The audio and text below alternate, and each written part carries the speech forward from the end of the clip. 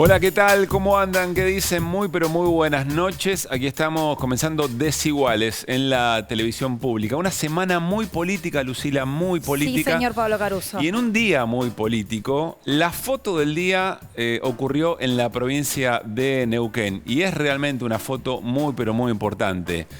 Tiene que ver con la inauguración, el comienzo, el desarrollo del gasoducto Néstor Kirchner, que va a llevar gas a todo el país desde Vaca Muerta. Vaca Muerta es el segundo yacimiento de gas no convencional en todo el planeta Tierra. Así como lo escucha, es el cuarto en petróleo no convencional, el segundo en gas no convencional, y va a generar un ahorro de divisas muy, pero muy importante, que después vamos a entrar en detalle en el programa con nuestros compañeros y compañeras.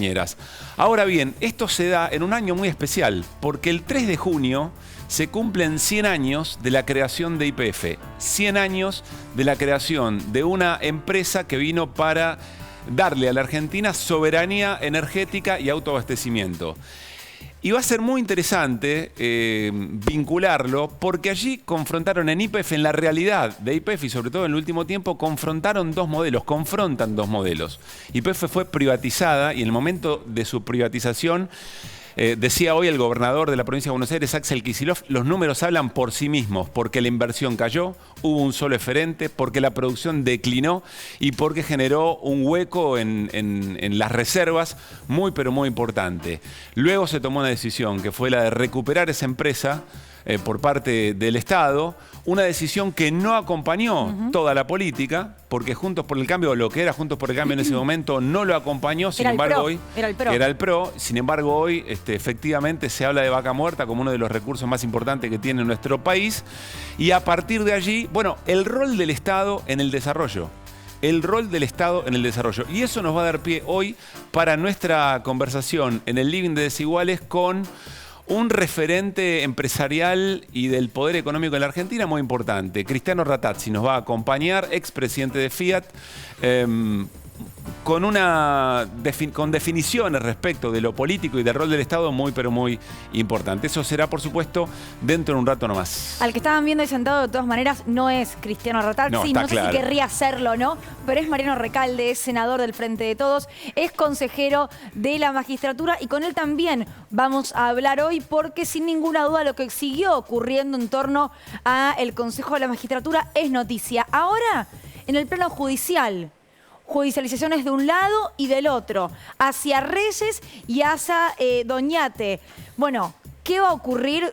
Entendemos que lo tiene que determinar justamente un juez. Lo cierto es que todavía no fueron llamados para brindar juramento ante Horacio Rosati. En paralelo, una buena, digo yo, Caruso me dice que soy un optimista del gol y lo voy a defender, tiene que ver con que hoy la ciudad de Buenos Aires y el gobierno nacional le dijeron a la Corte Suprema de Justicia: bancame, no definas todavía lo de coparticipación, déjame seguir negociando, porque ambas partes creemos que podemos llegar a un acuerdo. Que la política se está riendo. Que la política lo puede resolver. Vos decís que quien tiene la cancha inclinada no va a querer efectivamente que resuelva. Yo lo que digo es, tanto ciudad como nación están diciendo: estamos negociando. Son tensas las negociaciones por la coparticipación, sí, pero están ocurriendo. Me podés decir coparticipación, consejo, son cosas que veo lejanísimas, que no tienen nada que ver con mi vida diaria. Bueno, otras novedades en este día y esta semana política y con noticias que sí tienen que ver con la vida diaria. Una, si cobras el bono, si estás entre los que pueden cobrar esos 18.000 pesos, a partir de hoy podés meterte en la página de ANSES y actualizar tus datos en caso de que estén desactualizados, para que el 28 de abril puedas sí solicitar el bono efectivamente. Y otra, sabemos cómo se van a segmentar las tarifas. Por un lado, el criterio de dónde vivís. Los countries van a pagar sin subsidio o con menos subsidio. Las manzanas, cuyo metro cuadrado cueste más de $3.700. Y además, si ganás más de 3 salarios, más de 3 canastas básicas totales y medias, es decir, más de 300.000 pesos. Sí. Entre otras cosas. Entre otras cosas, pero bueno, yo soy un optimista, Caruso. Sí, está muy bien. Bueno, hay que ver cómo eso funciona. De lo que estamos de acuerdo es que quien más tiene que pagar y generarle ese ahorro al Estado que se necesita para sostener políticas para seguir acompañando a los sectores vulnerados. Bueno, de todo esto, Desiguales, ya saben, y mucho más. Mariano Recalde, Cristiano Ratazzi, los invitados de hoy y por supuesto nuestros compañeros en Desiguales, programa libre de humo. Quienes hoy nos van a vender a la vieja usanza. Nicolás Fiorentino, ¿de qué vamos a hablar hoy? Primero te quiero decir que no quiero ser mala onda, pero te llevo a contar la diferencia que hay en la negociación entre la nación y la ciudad en términos de guita por la coparticipación. Perdón, ¿no puedo tener esperanzas? Gracias. Sí, podés tenerla. Yo he tenido esperanza en cada cosa que como no estaría mal, digamos. ¿Querés contarnos al aire? No, al aire no. Lo que sí te puedo contar al aire es que en un ratito te voy a contar por qué un asado en La Plata entre radicales puede ser una primera pista de qué puede pasar con la posibilidad de que Javier Milei integre o no integre Juntos por el Cambio o se avance en una alianza electoral entre Juntos por el Cambio y Javier Milei. Porque la traba puede estar en ese asado. Me gusta. En un ratito nada más. Por ahí se quemó. Flor Barragán. Muy buenas noches. Vamos a estar hablando de vaca muerta, obviamente por la noticia, una de las noticias del día, sin duda. Y ahí vamos a estar relacionando. ¿Cómo se relaciona la política energética, eso, la energía, el petróleo, vaca muerta, con la famosa restricción externa? Eso que hablamos siempre, que Argentina se queda sin dólares, que no puede crecer. ¿Cómo esto está íntimamente vinculado? Eso por un lado. Y después nos vamos a meter en tema impuestos y vamos a contestar una pregunta central.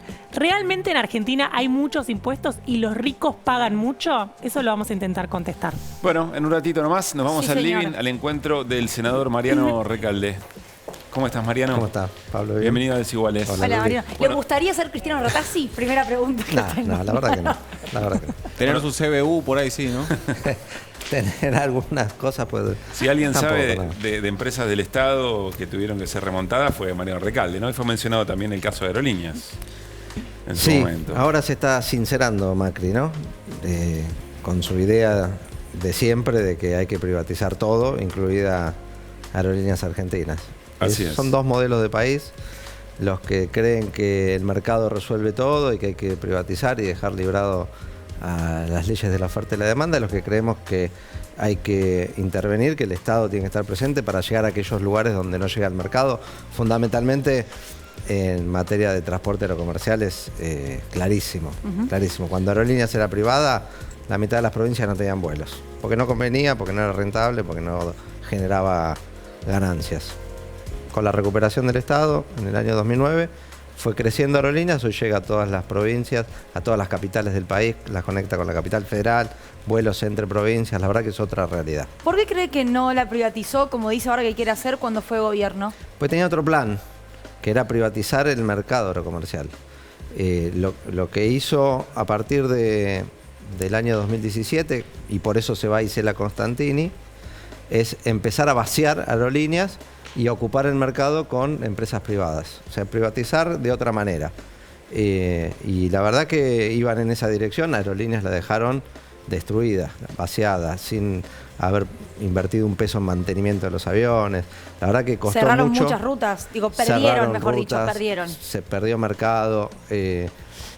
Todo esto en los últimos 3 años de gobierno de Macri. El primer año como que continuaba el envión, Isela Constantini tenía la intención de seguir por ese lado y cuando vio cuál era la política aerocomercial renunció.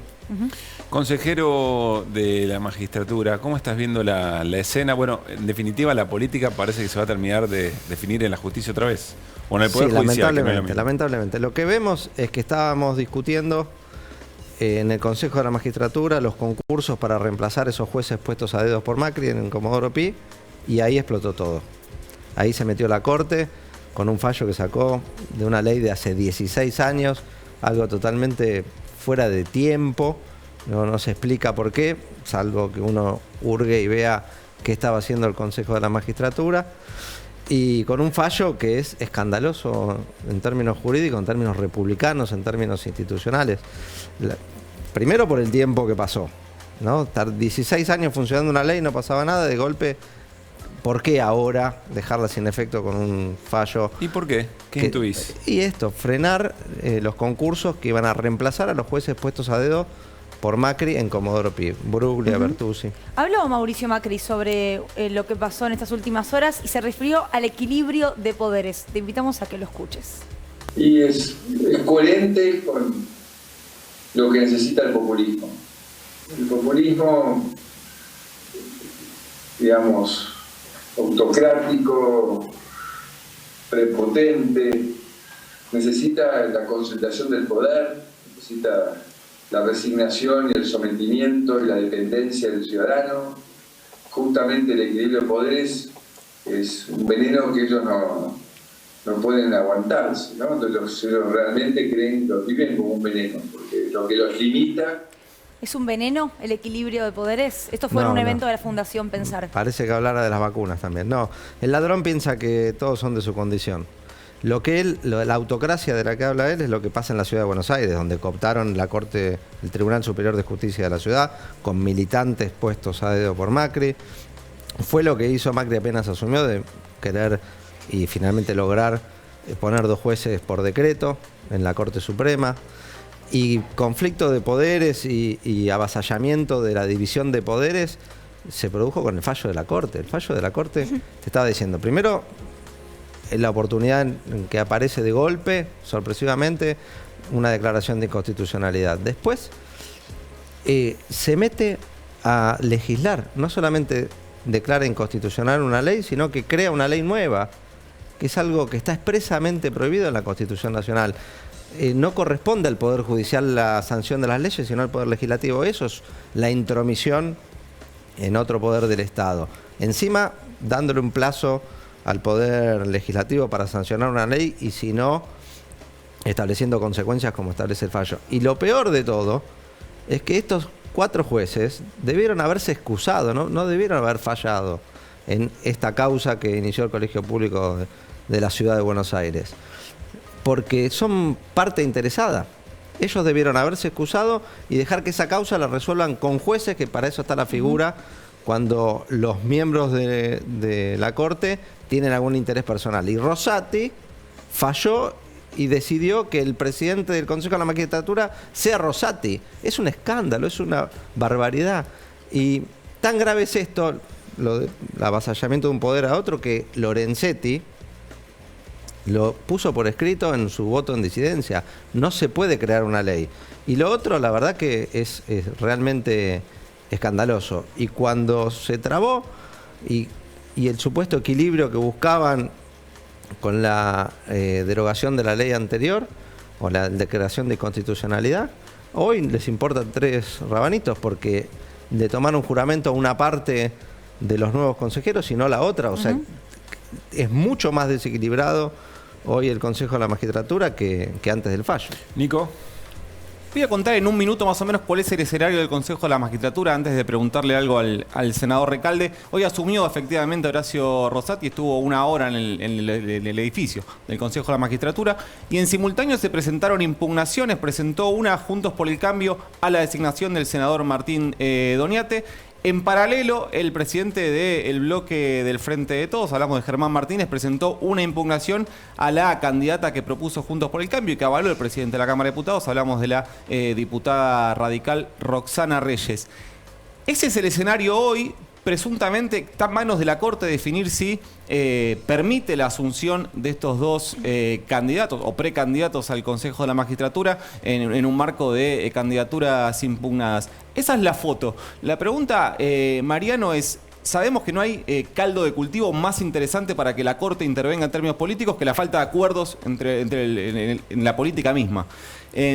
¿Cómo se hace para que la Corte no resuelva la política lo que evidentemente la política no está pudiendo resolver, porque el estado de las posibilidades de acuerdos entre Juntos por el Cambio y el Frente de Todos en general parece inviable en todos los rangos, en proyectos económicos, en proyectos políticos, en proyectos judiciales? Sí, en este caso concreto, el desbarajuste y las discusiones y las distintas interpretaciones, que creo que son válidas en todos los casos, se generan por el fallo de la Corte, porque venía trabajando el Consejo de la Magistratura con las dificultades propias de ese organismo, con la búsqueda de consensos que no siempre es fácil, pero venía funcionando normalmente. Se rompió esa normalidad con el fallo de la Corte. Y es lógico que haya estas discusiones porque es muy difícil determinar ahora, 4 años después de que se designaron los primeros 3 consejeros del Senado y los 3 primeros consejeros de diputados, determinar cuál es el cuarto y a quién le corresponde la segunda minoría, porque cambiaron la composición de las cámaras. Entonces, todos se sienten con derecho y con herramientas para buscar ocupar ese lugar. Bueno, y fíjate lo que pasó en la Cámara de Diputados, que yo entiendo la posición de Germán Martínez. Sí. El PRO, que es en minoría, tiene 2 y el Frente de Todos, que es mayoría, tiene 1. Ahora, perdóname. Y Camaño es la cuarta. Pues yo hay que preguntarle digo, está hablando de la reorganización de los bloques y demás, más allá del Consejo de la Magistratura en el medio de esta historia. La división del bloque del Frente de Todos tiene que ver también con la interna dentro de la política del oficialismo. Es una actitud inteligente de utilizar las reglas parlamentarias de las mayorías, porque tenemos muchos senadores, pudimos establecer esta división en un interbloque, como tiene Juntos por el Cambio. Pero Juntos por el Cambio, en teoría, deciden los votos por separado y luego se reúnen. ¿Acá no va a ser así? Va a haber absoluta unidad en el Frente de Todos, en el Senado.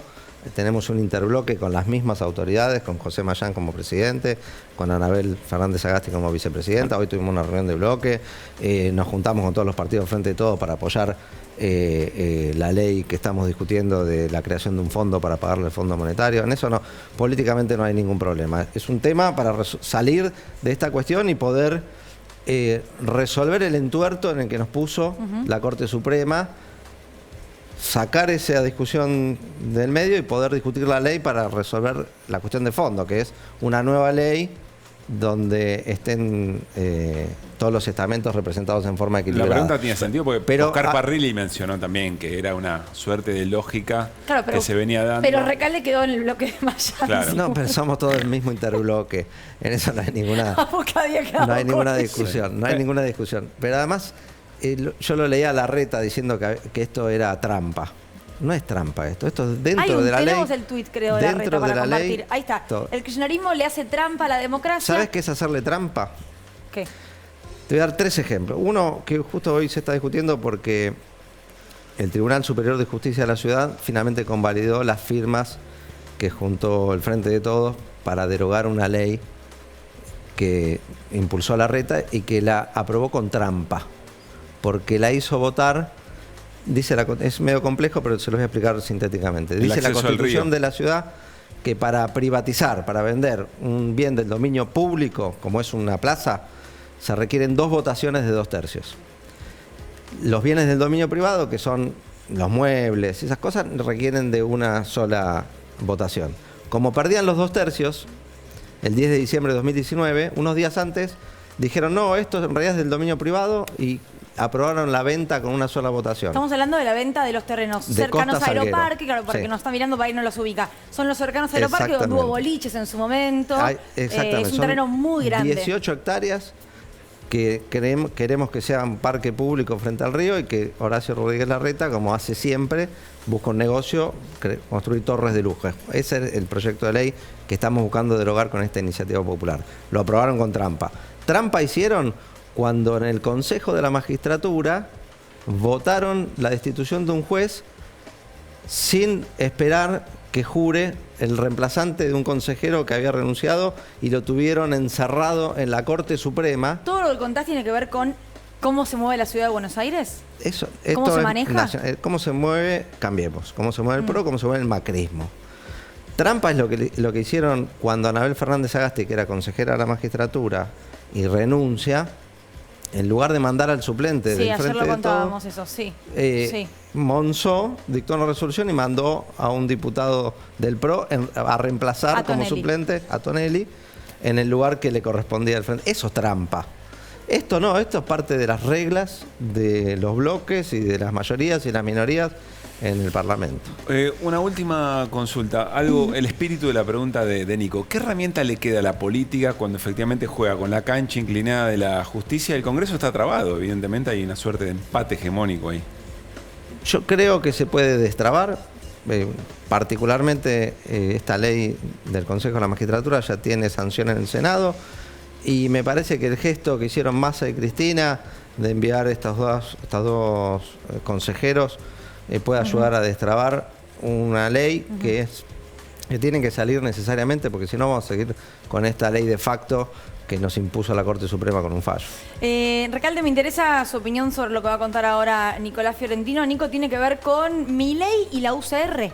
El martes a la noche se inauguró el quincho del comité de la UCR en La Plata, de la UCR bonaerense. Ahí se reunieron las principales, creo que sacando quien comparte cámara con el senador Recalde, hablando del senador Martín Lustó, creo que sacando Lustó, los principales referentes del partido, los gobernadores, los presidentes de bloque, estuvieron ahí reunidos.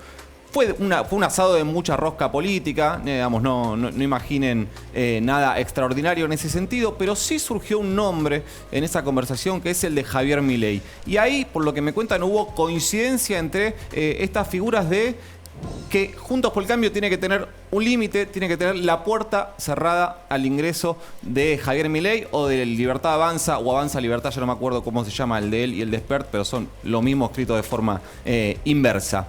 ¿Y por qué es importante este dato? Porque cuando vos te mudás a los socios de la UCR en Juntos por el Cambio, cuando vas al PRO, vos ahí el PRO tenés dos sectores muy, por lo menos en este punto, en algunos son lo mismo, pero en este punto, en la figura de Javier Milei, muy marcados. Tenés a Patricia Bullrich y Mauricio Macri por un lado diciendo que hay que buscar, no ahora, no este año, no en fin de año, sino cuando haya que cerrar las alianzas el año que viene, hay que buscar un acuerdo que incluya a los liberales, libertarios, a la ultraderecha que representa Javier Milei. Y por el otro lado tenés a Horacio Rodríguez Larreta diciendo que no hay que ir hacia ese lado, que eso de alguna manera desperfila la construcción que es Juntos por el Cambio. ¿Y por qué digo que la UCR es el límite? Porque esa es la apuesta de Larreta.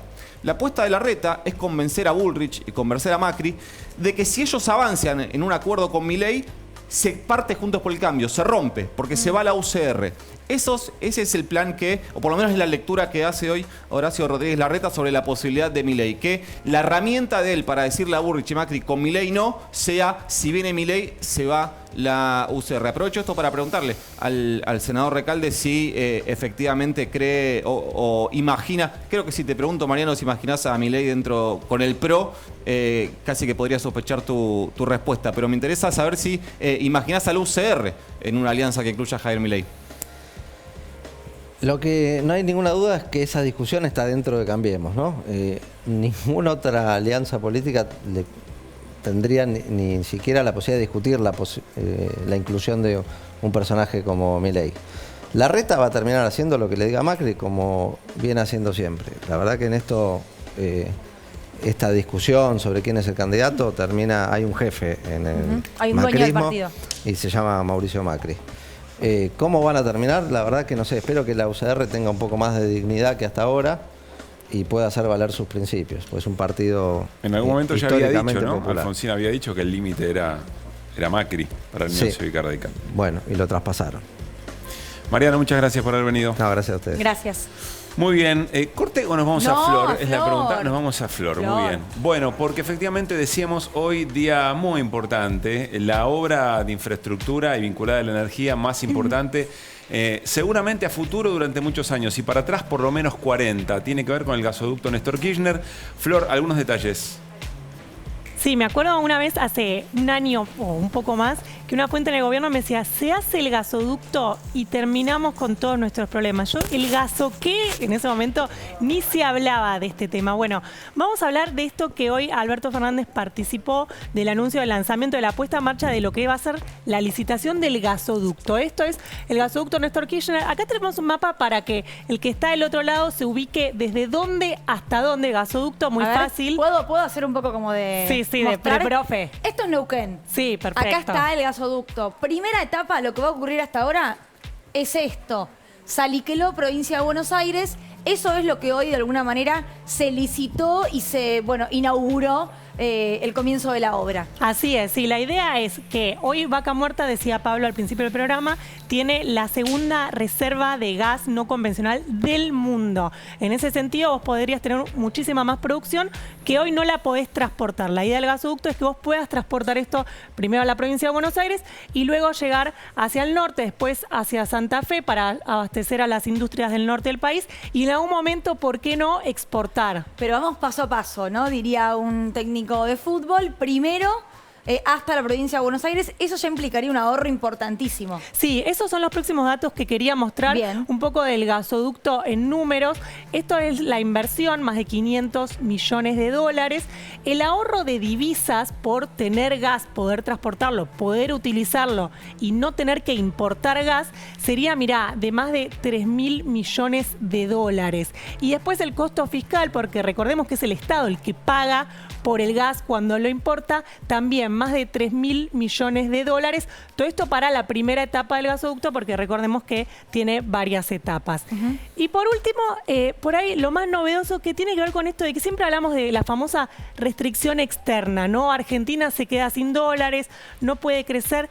Y esto está íntimamente relacionado entre la restricción externa y la política energética. Digo, por ahí son temas que los tenemos separados. Hablamos de política energética y pensamos que es algo sectorial, de los que les interesa la energía. Y no, está íntimamente relacionado con si hay dólares o no en Argentina. Decíamos, es la segunda reserva del mundo en gas no convencional. Mirá lo que podríamos importar este año en energía. 12.000 millones de dólares este año podrían irse en importaciones para abastecer de energía argentina. Es decir, es un monto impresionante, sería un monto récord, producto obviamente de los precios internacionales del GNL. Claro. Y por el contrario, eso en importaciones de lo que podría pasar este año son proyecciones, porque después tendremos que ver qué pasa.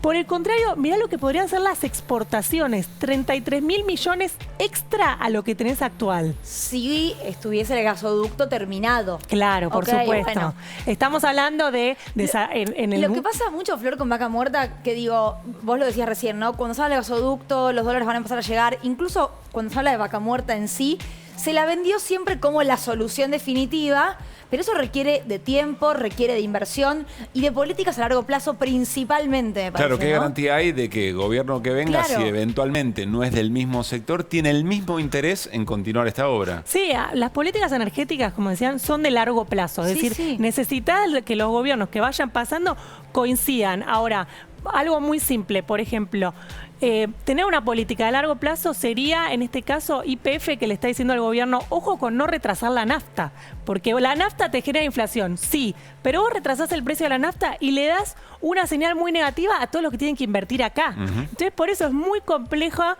la política energética, porque es de largo plazo y está relacionada a la macro. Está ya sentado en el living de Desiguales Cristiano Rattazzi, expresidente de Fiat Argentina, empresario. Seguramente también le vamos a preguntar sobre esto, ¿no? Así es. Bueno, eso va a ocurrir después del corte. Cuando volvamos aquí en Desiguales en la televisión pública, charlamos mano a mano con Cristiano Rattazzi y todos estos temas. Ya venimos.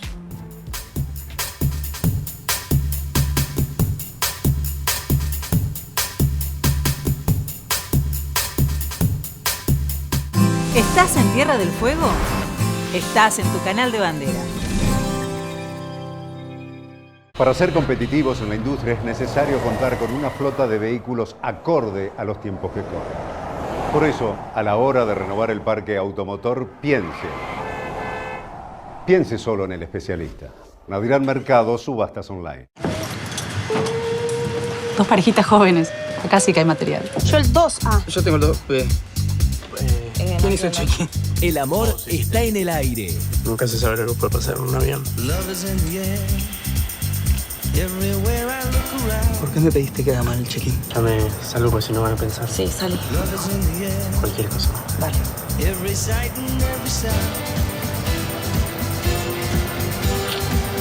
En Viaje, jueves, 22 horas. Televisión pública. Solo es belleza para mí si también es belleza para el mundo. Por eso, Ecos es biobelleza. Fórmulas con mayor concentración de bioactivos amazónicos. Biobelleza es cosmética de la más alta performance, que va mucho más allá de la hidratación. Biobelleza es más potencia. Es más vida para tu cuerpo y para la Amazonia. Ecos. Somos una misma naturaleza.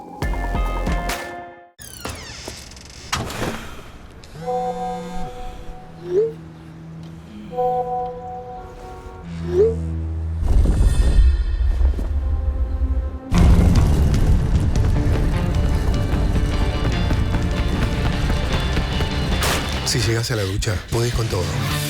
Nuevo jabón Rexona antibacterial. Elimina el 99,9% de las bacterias. Nuevo jabón Rexona antibacterial. Piel suave y protegida. La última vez saliste vos. Tomaste bastante aire. Me toca a mí ahora.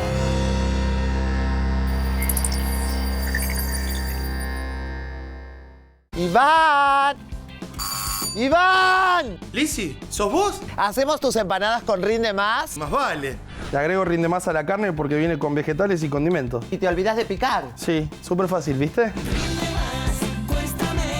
Me llevé repulga a marzo. El sabor está increíble. Te pongo un 10.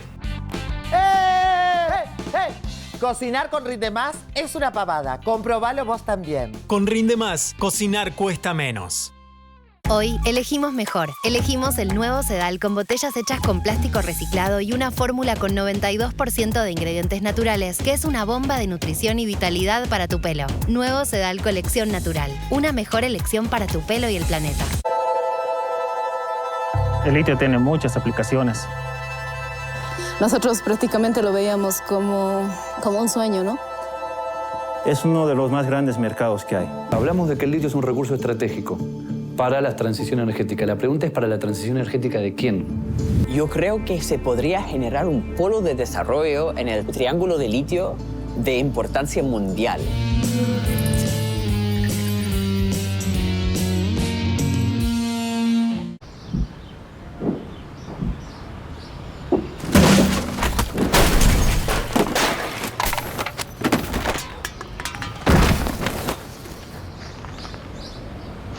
Encontrá la propiedad que buscas en argenprop.com. Entrá. Desafiamos la nueva fórmula de Rexona 72 horas al límite.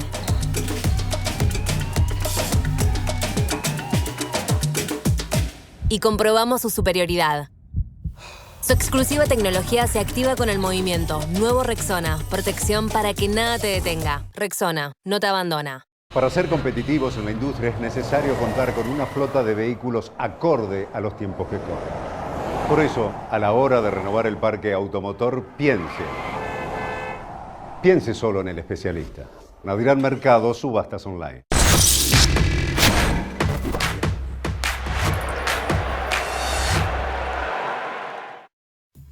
Claro. Bueno, ya veníamos hablando con Cristiano en el corte, ¿eh? Sí. Interesante igual. Por supuesto, que es lo que vamos a trasladar, como siempre hacemos en Desiguales, un poco al aire. Porque lo bueno que tiene este programa es que lo que charlamos fuera del aire es lo mismo que charlamos en el aire. Está Cristiano Rattazzi con nosotros. Gracias por haber venido, Cristiano. Gracias a ustedes. Bueno, expresidente de Fiat y un referente del sector empresarial en la Argentina y, por qué no, del poder económico. Ya nos vamos a meter en la charla, pero la vamos a aprovechar para presentar este informe muy interesante. El rol del empresario en general y, bueno, cómo ha protagonizado también Cristiano Rattazzi en los últimos años en la Argentina, la discusión entre modelos, el rol del Estado en el marco del prometido desarrollo de la Argentina. Lo compartimos. ¿Está todo bien? Ni en pedo. Ni en pedo. Hay muchísimo por mejorar. Pero ojo, no vaya a ser que perdamos lo que se lograron en estos 15 años por un modelo que es de libro de autoayuda. Nosotros creemos en el pluralismo. Lo que no creemos es en la derecha, en el gobierno, en el programa neoliberal y en una banda de delincuentes que van a venir nuevamente a saquear a la Argentina. Acá los protagonistas son ustedes. Porque si ustedes tienen éxito y ustedes crecen, ustedes le van a dar trabajo a muchísimos argentinos. Estoy acá porque creo en ustedes. Les pido a ustedes que crean. Va a ser una revolución de empleo y el país va a llenarse de fábricas. Se está encerrando, escuchen el dato porque es realmente escalofriante, 25 pymes por día. Los despidos en la industria podrían orillar los 150.000 puestos de trabajo. Hay una sensación general de un cierto alivio. ¿Es así? ¿Ustedes lo ven así? Nosotros estamos tranquilos porque vemos una economía más sólida, ¿no? 6.8 de caída en marzo es la caída más fuerte de la economía en todo el gobierno de Mauricio Macri. Vemos una economía más sólida, ¿no? Argentina es mucho más que alimentos.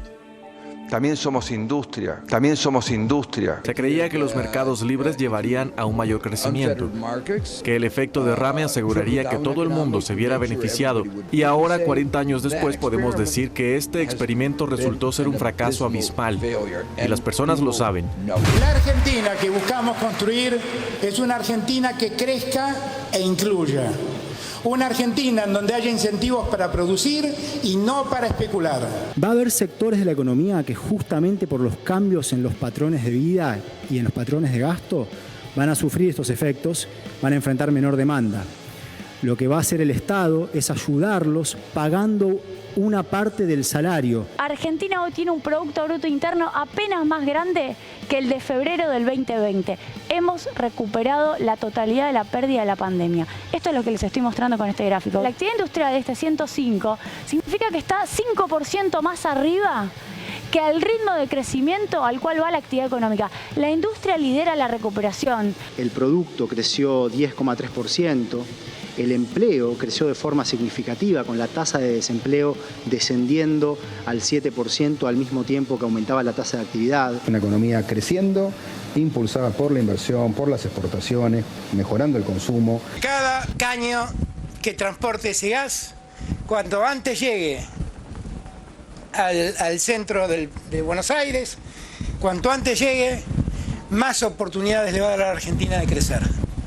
No solamente para que los argentinos se puedan calefaccionar en invierno y puedan contar con el gas que hace falta, sino para que la industria pueda seguir creciendo. Bueno, muy interesante, se juegan varias ideas y un poco el propósito también de la charla con Cristiano es conversar sobre todo esto. Cristiano, ¿por qué fracasó el gobierno de Macri? Porque Argentina está fracasando desde hace 90 años. Después del 30, gobierno golpista de Justo, hizo la Junta Nacional de Carnes, la Junta Nacional de Granos y fundó el Banco Central. Argentina antes del 1930 estaba entre los primeros 7 países del mundo. ¿Por qué este continuo declino con momentos mejores de Argentina? No es el gobierno de uno o de otro, fue el gobierno de cada uno. Lo que pasa es que no fueron exactamente las mismas políticas y de hecho es interesante que usted lo mencione porque lo que menciona concretamente es el rol del Estado, ¿no? Sí. Creando la Junta de Granos, etcétera. Oh. Y lo cierto es que cuando, por lo menos en los últimos años, cuando el Estado intervino fue cuando efectivamente la economía más creció, más industria se desarrolló y más empleo hubo. A ver, ¿por qué decís eso? Yo creo que hubo algunos momentos muy importantes de pujante de Argentina. Por ejemplo, Menem. Menem cambió ciertos parámetros, hizo desaparecer la inflación, que por todo este periodo seguía reapareciendo la inflación. ¿Pero a costa de qué? No, pero a costa... El país creció durante el periodo de Menem. En la macro, ¿usted quiere decir? En la macro, claro, pero las pymes, por ejemplo, se fundieron algunas porque... Algunas sí, otras no. Yo conozco algunas que les fue bien, conozco algunas que les fue mal. Pero sabemos que eso terminó mal, la historia. 2001 fue una yo consecuencia... creo que el 2001-2002 fue lo que estamos padeciendo ahora acá.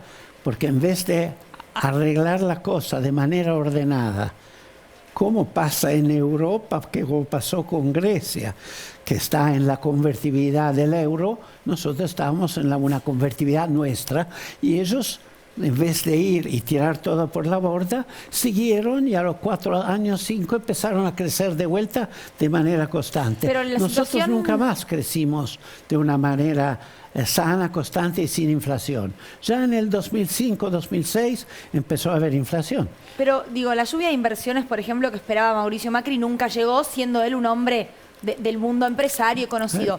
¿Por qué? Bueno, estoy diciendo, en los últimos años, pero no es que porque uno dice va a haber lluvia de inversiones, todo va bien. El punto es que la regla general de Argentina es que no importa la inflación, no importa la emisión, siempre hay déficit fiscal.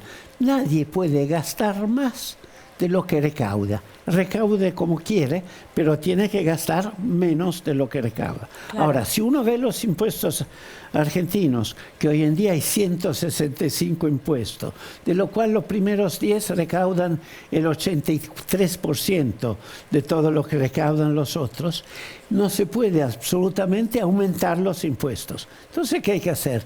De alguna manera reducir gastos improductivos. No hay mucha otra solución. Y evidentemente es lo que mucha gente dice, no, nosotros no vamos a reducir. Entonces, ¿cómo se reduce el gasto? Destruyendo los jubilados y destruyendo el salario real. Y con eso hay el reajuste. Mejor hacer un reajuste sabiendo exactamente por qué lo haces. Rattazzi, ahora vamos a charlar sobre el tema de impuestos con Flor Barragán. ¿Cuáles son exactamente, a su criterio, Rattazzi, los gastos improductivos? Bueno, tenés que ver por todos lados.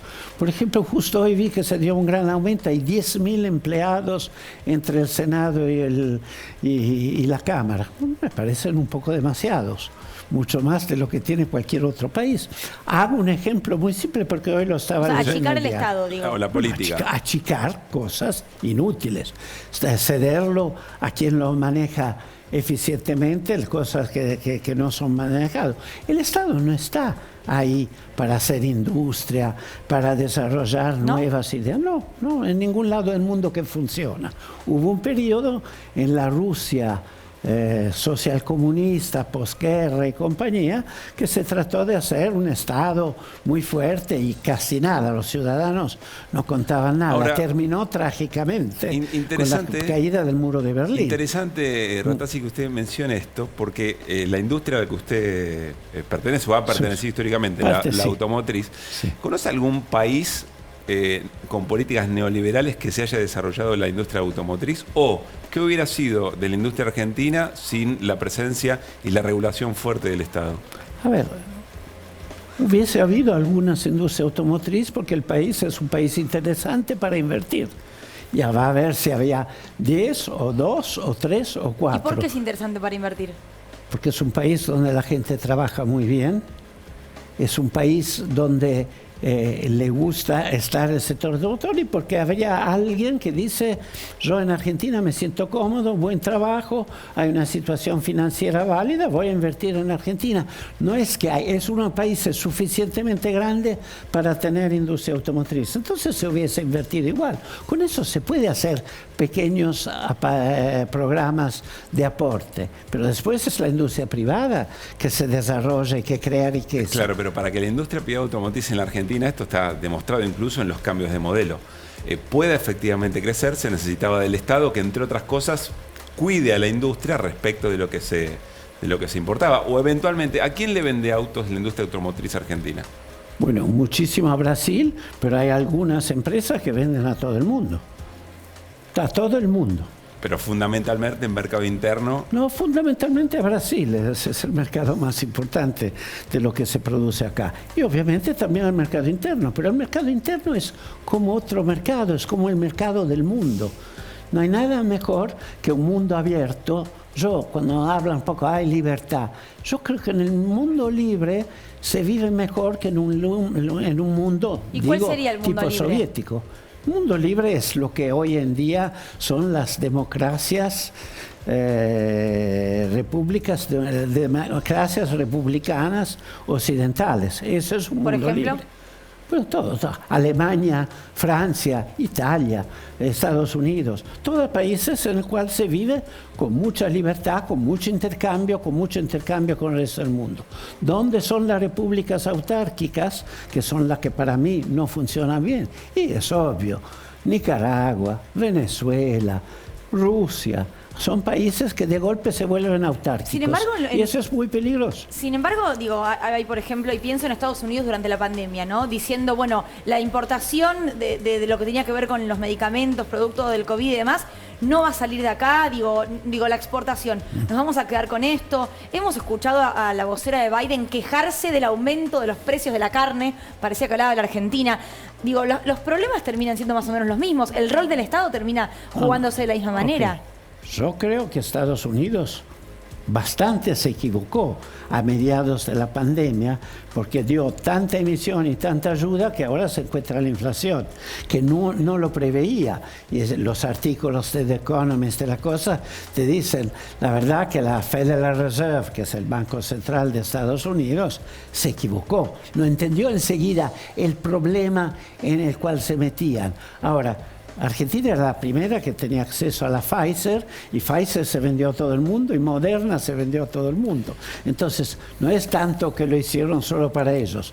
La repartieron al mundo, las buenas. Después tiene a Johnson, pero para mí la ARN mensajero es superior. Pero esa es una sensación mía. Bueno, sí, igual la discusión es otra. Desde el gobierno no dicen, ¿no? Dicen que no fue así, que no es que se hubiese comprado masivamente. ¿Quién? ¿El gobierno de Estados Unidos? No, el gobierno argentino, digo. Bueno, pero ¿qué? Pero son es una nuestras reglas. opinión de algunos, sí. Claro. Es opinión de algunos. Vuelvo un segundo a la industria automotriz. Me interesa mucho el rol del Estado. Creo que en definitiva esa es la discusión. ¿Cuál es el rol del Estado para promover el desarrollo y un desarrollo inclusivo, digamos, ¿no?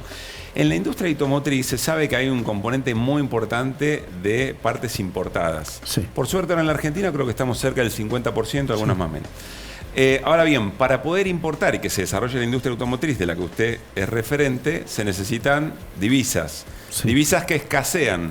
Sí. ¿Usted está de acuerdo con que el Estado regule o de alguna manera logre capturar parte de las divisas de quienes exportan para que pueda haber divisas para poder importar de la industria automotriz? En este momento no hay mucha alternativa.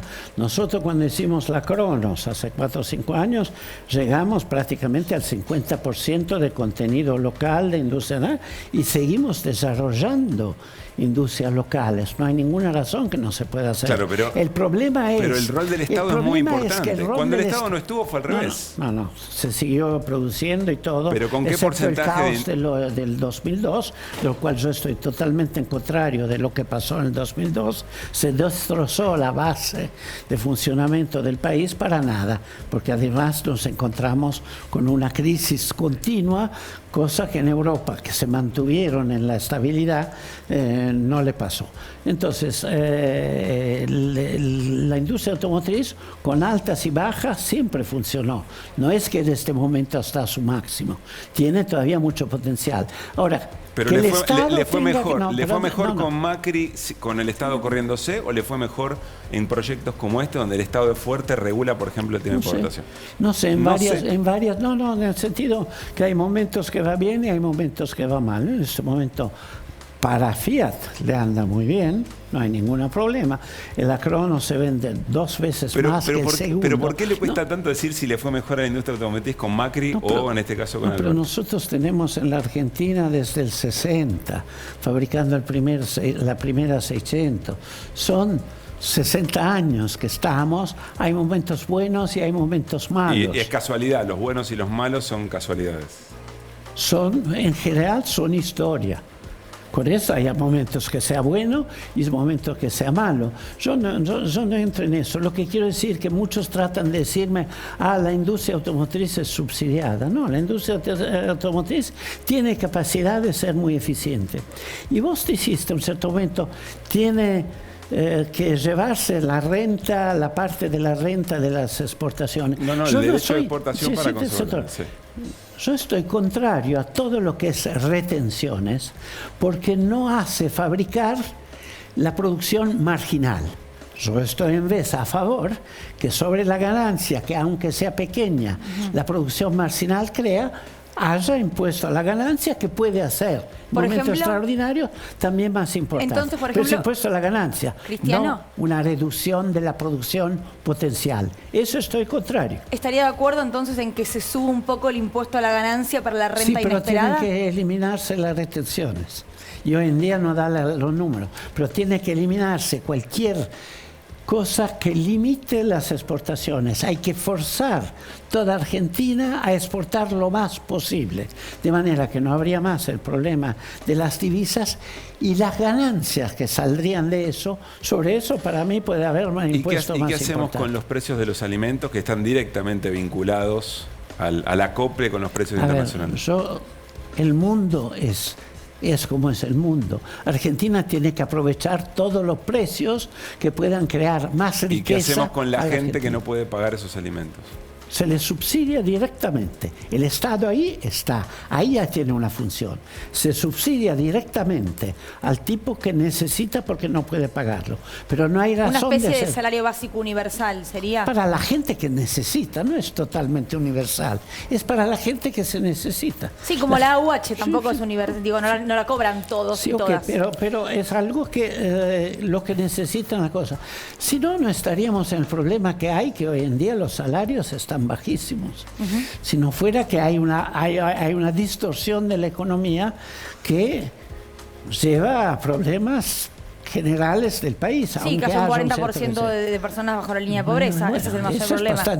Y mucha gente que tiene un trabajo legal y funcionante. Es bastante raro. Cristiano, quiero invitarlo a que escuche la columna de nuestra compañera estudiante de economía, Florencia Barragán, sobre el tema de estos impuestos, más de 160 y pico, Flor, que se conocieron a través de un estudio, ¿no?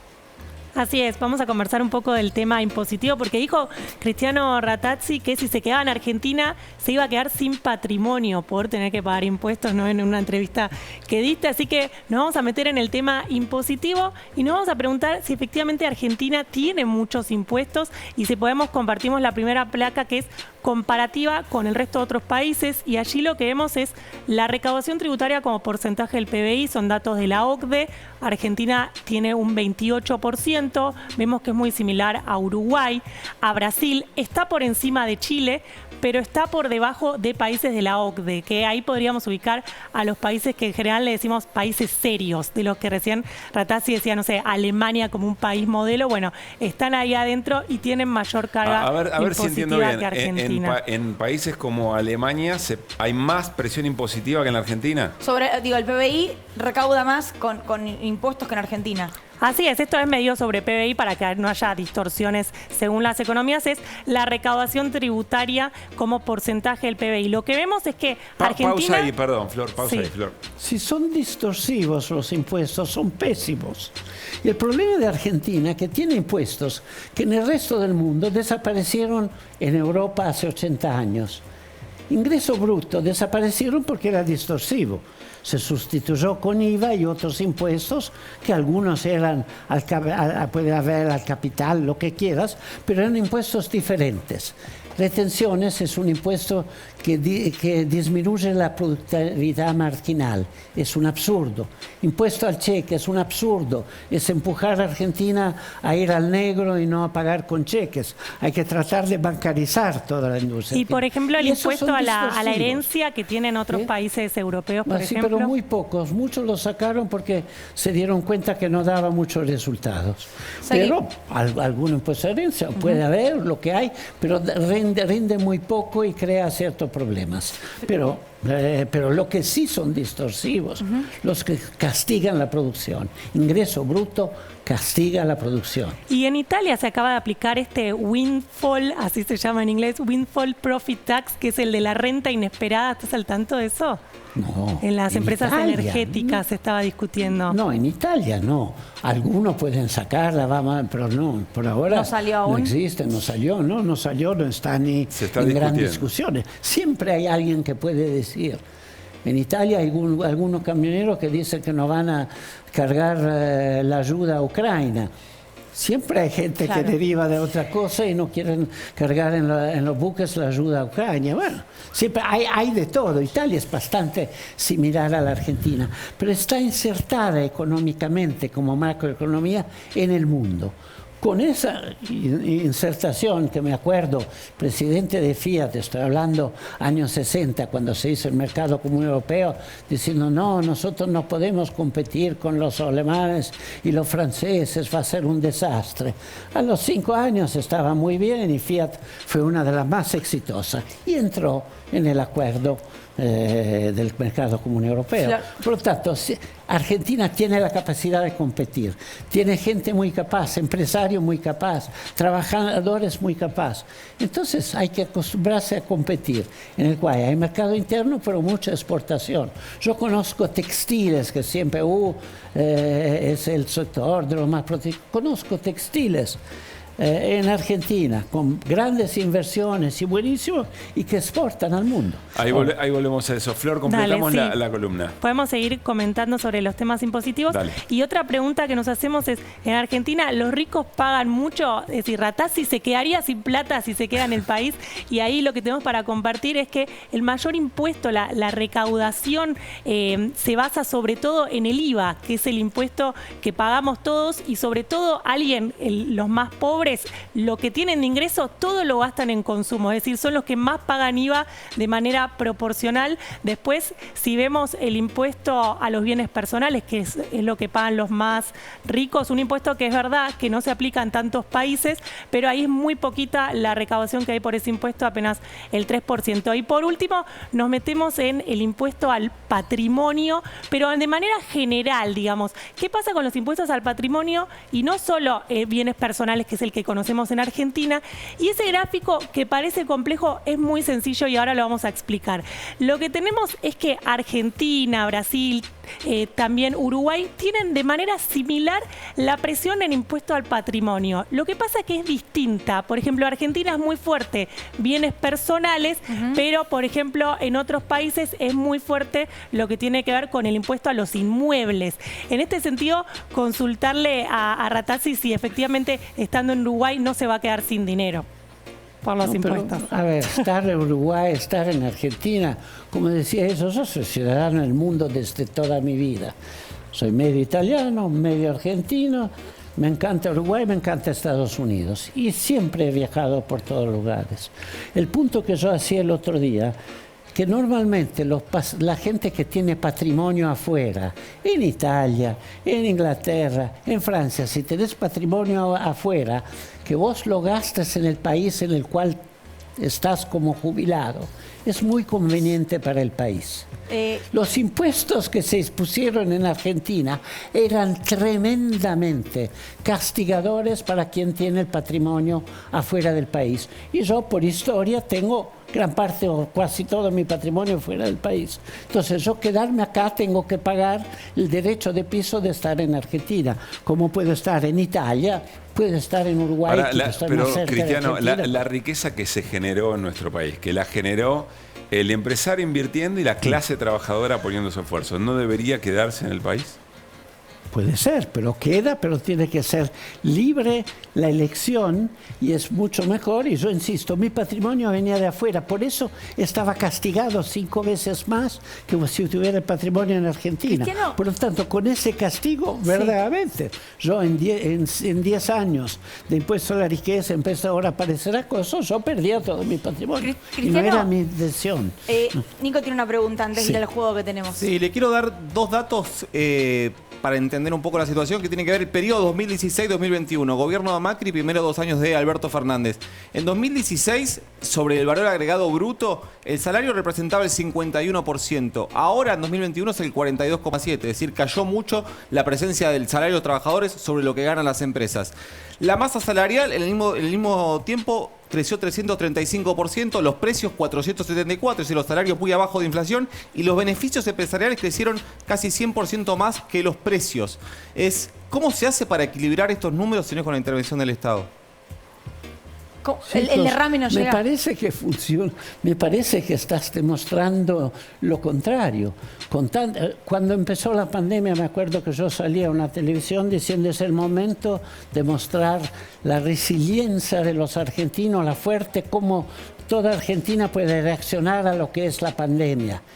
Y me contestaron el Estado, no, nosotros vamos a manejar todo y de eso vamos a salir muy bien, vamos a ser el país más exitoso de salida de la pandemia. Exactamente como cantidad de muertos no fue eso lo que se demostró. No, pero, y exactamente, pero es otra lectura. Exactamente no estamos creciendo como se esperaría crecer y el salario es inferior a la pobreza. mucha parte del salario, gente con salario. No a todos les va mal igual. No a todos les va mal, a los empresarios les está yendo bastante bien y eso es lo que dicen los números. Yo no estoy diciendo, pero el sistema que hemos armado, yo soy un convencido que la libertad sirve a la gente más pobre para crecer, para crear un país con crecimiento. Lo que le voy a preguntar ahora tiene que ver con eso, porque tiene que ver con los políticos en la Argentina. Es un juego que tenemos, tiene que decir algo positivo de las personas que le vamos a mostrar. Es como el juego antigrieta. Sí, perfecto. Primera foto que tenemos para mostrarle, Cristina Fernández de Kirchner. Es muy inteligente, pero muy malvada. ¿Usted cree eso? Sí. Segunda foto. Perdón, ¿por qué es malvada? Porque es una Tiene que ser dos líneas. Es una caracterización. Porque la verdad que no está ayudando a Argentina a salir de un problema de grieta en el cual yo quiero que Argentina el año que viene empiece a salir bien. Y no me parece que lo está haciendo. Martín Guzmán. Es brillante como economista. ¿Le gusta el plan económico de Guzmán? Creo que no había mucha alternativa. Está tratando de manejar lo que hay. No hay mucha alternativa. Otros planes serían peor. ¿Ha hablado con él, usted? Sí, he hablado con él. Entiende perfectamente, entiende los problemas, pero sabe que está metido en esta especie de enorme grieta de coso, en el cual es muy difícil hacer un plan hecho bien. No estoy de acuerdo con su mentor que se llama Stiglitz, que no, la verdad no estoy casi nada. Pero fue un genio Stiglitz cuando ganó el premio Nobel porque el estudio que había hecho sobre precios relativos, perfectamente hecho, pero no como macroeconomista. En el tiempo mío de adolescencia había uno que se llamaba Galbraith, que era un poco como Stiglitz. Hugo Moyano. No diría que es el mejor empresario como lo definió el presidente de Argentina hace un par de años o hace un año, que es el ejemplo del empresario. ¿Pero algo positivo? Que manejó bien sus intereses, los intereses de su sindicato. El último, Javier Milei. Un personaje interesante. Es interesante porque si vos escuchás un plan económico armado por Milei, es una persona que sabe mucho de economía. ¿Usted está más cerca de Milei o de Macri hoy? Yo estoy cerca de cualquiera que salga y que pueda sacar el país para adelante. ¿Le gustaría a Milei en Juntos por el Cambio? Lo que te está diciendo muchos técnicos, que quien salga de los votos dentro de un año y medio va a ser alguien joven y bastante inesperado, como pasó en Perú, como pasó en Chile. ¿Lo votaría? Sí, lo votaría. Pero me interesa lo que votan los otros. ¿Y sería fiscal? Lo que yo voto, no ¿Sería sé. fiscal de Milei? Yo soy fiscal. Yo celebro que sea fiscal, lo digo como algo positivo. Yo soy fiscal de cualquiera. Yo me peleé con los del PRO, porque yo era fiscal en La Matanza, porque yo tenía una regla. Si alguien viene, la cara es la cara que está en el DNI, y lo tengo en la lista, yo lo voy a dejar votar, claro. Aunque, pero pará.